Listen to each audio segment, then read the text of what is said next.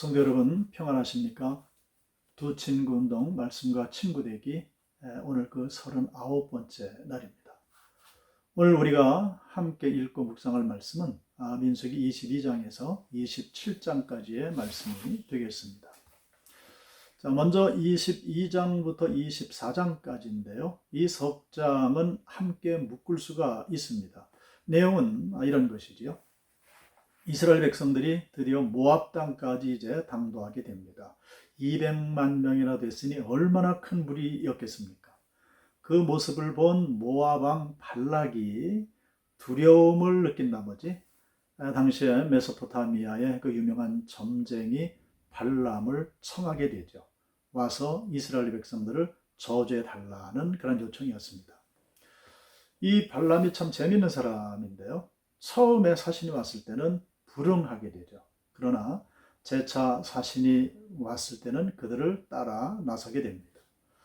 가는 도중에 이 발람이 나귀를 타고 갔는데 한 골목길을 지나가다가 나귀가 제자리에 서서 앞으로 나가지를 않죠. 왜냐하면 발람의 눈에는 보이지 않았는데 나귀의 눈에는 하나님의 사자가 보인 겁니다. 저 앞에 칼을 빼들고 서 있는 겁니다. 나귀가 겁이 나서 뒷걸음치고 있는데 이 보지 못하는 발람은 나귀를 때리면서 앞으로 가기를 명하죠. 그러자 하나님께서 나귀의 입을 여셔서 말을 하게 됩니다. 앞에 여호와의 사자가 있다는 거죠. 앞으로 나는 갈 수가 없다는 거죠. 하나님께서는 당신의 일을 이루기 위해서 한낱 미물인 나귀의 입도 열어서 말을 하게 하시는 능력 있는 하나님이신 줄로 믿습니다. 결국 하나님께서는 그 발람이 발락에게 가도록 허락을 하십니다. 단 조건은 이스라엘 백성들을 절대로 저주하지 말고 축복하라 하는 말씀을 주시죠. 자, 발람이 발락에게 도착을 했습니다. 발락은 발람에게 이스라엘 백성들을 저주할 것을 요청했지만은 그러나 그럴 수 없다라고 말하는 발람은 3번씩이나 이스라엘 백성들을 축복하는 그런 모습을 보여줍니다. 자, 그 축복의 예언 중에 아주 중요한 구절이 있는데요. 제가 한번 읽어보겠습니다. 자, 민수기 24장 17절 말씀인데요. 발람은 예언합니다. 먼 훗날에 한 별이 야곱에게서 나오며 한 홀이 이스라엘에게서 일어나서 주변 민족을 멸하리라 말씀을 합니다. 자, 이 말은 바로 예수 그리스도에게 다 있는 그런 말씀이 되죠. 만왕의 왕으로 이 땅에 오실 예수 그리스도를 예언을 하는 겁니다. 발락의 원대로 되지 않는 이 모습을 보고 발락은 발람을 집으로 돌아가라 명하죠. 그래서 두 사람은 어색하게 이제 헤어지게 됩니다만은 25장을 넘어가게 되면 이 발람이 발락에게 이야기를 합니다. 이렇게 저주를 하지 않아도 이스라엘 백성들을 죄에 빠지게 하고 저주받을 수 있는 길이 있는데 그것은 무엇인가 하니 모압과 미디안의 아름다운 여인들을 이스라엘에 잠입시켜서 이스라엘 남자들로 하여금 우상 숭배와 향락에 빠지게 하라 하는 겁니다. 그 계획대로 발락이 시행했을 때에 이 이스라엘 백성들이 모압 여인들에게 미혹되죠. 시뜸에서 음행에 빠지고 결국은 바알 부월에 빠져서 바알을 깊이 섬기게 되는 지경까지 치닫게 됩니다. 이에 엘르아살의 아들 비느하스가 미디안 여인을 데리고 지경에 들어온 시므리를 발견하고 쫓아갑니다. 그리고 그 시므리와 그 여인을 한 창에 찔러서 죽이게 되죠. 자, 하나님께서는 이 바알볼 사건으로 인해서 이스라엘 백성들에게 연병을 내려서 심판, 저주를 하시게 되는데 그 연병으로 24,000명이나 죽게 됩니다. 그런데 하나님은 그 비느하스의 거룩한 분노로 인한 용감한 믿음의 행동을 통해서 연병을 그치게 하시죠. 그리고 하나님은 그 비느하스에게 축복을 주시는데 비느하스와 그 후손에게 영원한 제사장의 직분을 약속하시고 평화의 언약을 주시게 됩니다.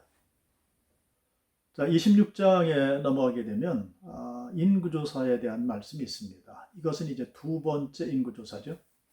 자, 제1차 인구조사는 민수기 1장에서 있었습니다.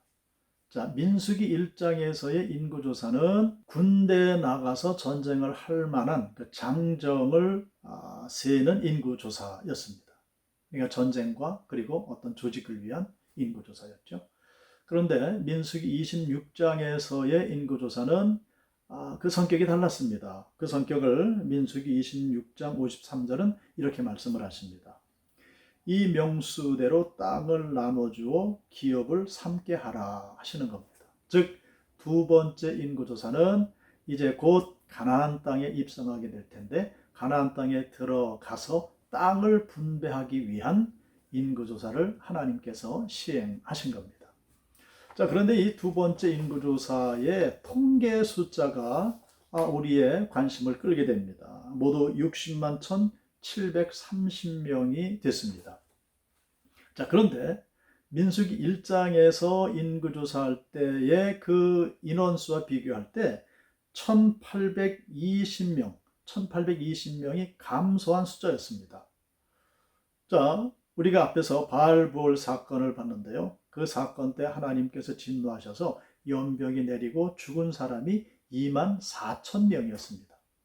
2만 4천 명이 이렇게 죽었음에도 불구하고 인구가 1820명밖에 감소되지 않은 것은 하나님의 은혜인 줄로 믿습니다.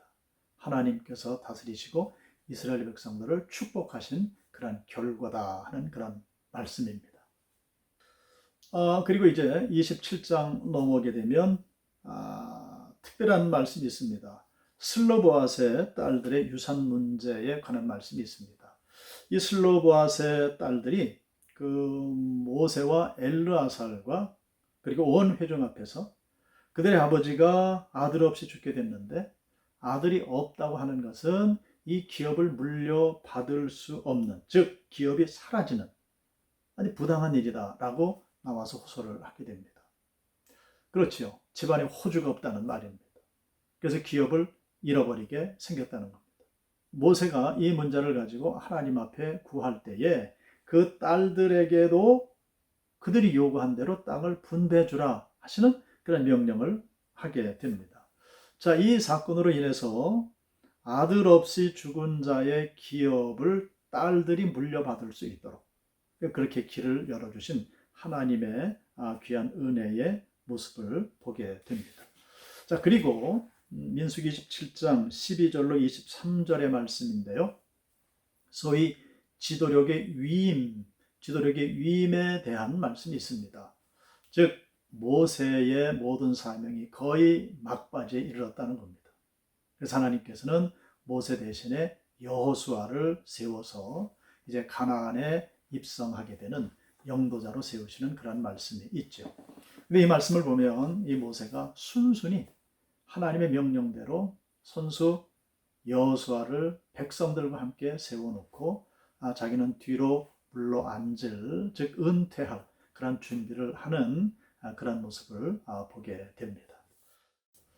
27장까지의 말씀을 보셨습니다마는 이 말씀을 우리가 보면서 우리가 느끼게 되는 것이 있습니다. 이제 곧 이스라엘 백성들이 가나안 땅에 입성하게 된다는 겁니다. 그래서 가나안 땅에 입성하기 위한 준비를 하나님께서 아주 구체적으로 자세히 말씀을 해 주시는 귀한 모습을 보게 됩니다. 자, 이런 말씀을 통해서 우리도 귀한 교훈을 받게 되죠. 그래서 하루를 결산할 수 있는 시간을 갖는 것이 소중하다 하는 겁니다. 내일을 대비할 수 있는 그러한 귀한 믿음의 모습 또한 하나님의 은혜를 구하는 귀한 모습이 우리에게 있어야 한다는 거죠. 그래서 여러분, 자, 오늘도 한나를 자시고 저녁에 주무시기 전에 잠시 하나님 앞에 머리 조아려 기도하시면서 하루를 정리하고 또 내일을 맞을 수 있는 준비를 하시고 그리고 취침에 들어가신다면 꿈속에서 하나님 여러분들을 만나주시고 귀한 소망을 또 내일의 벅찬 귀한 희망을 허락해 주실 줄로 믿습니다.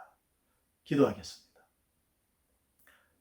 살아계신 아버지 하나님, 한 나라의 모든 역사를 인도하시고 주장하시는 귀한 모습을 보게 됩니다. 아울러 개인의 모든 인생의 역사도 하나님 손수 주장하시고 인도해 가시는 귀한 모습을 우리가 발견하게 됩니다. 이렇게 역사하시는 하나님을 우리가 늘 기억하게 하여 주시어서 우리에게 주어진 한날의 삶을 또 내일 이어질 또 한날의 삶을 하나님 앞에 고백하며 또한 정리하며 반성하며 또 하나님 주시는 비전 가운데 그 소망 가운데 또 하루를 시작해낼 수 있는, 그래서 늘 승리할 수 있는 참 복된 삶이 되게 하여 주시옵소서. 예수 그리스도의 이름으로 기도드리옵나이다. 아멘.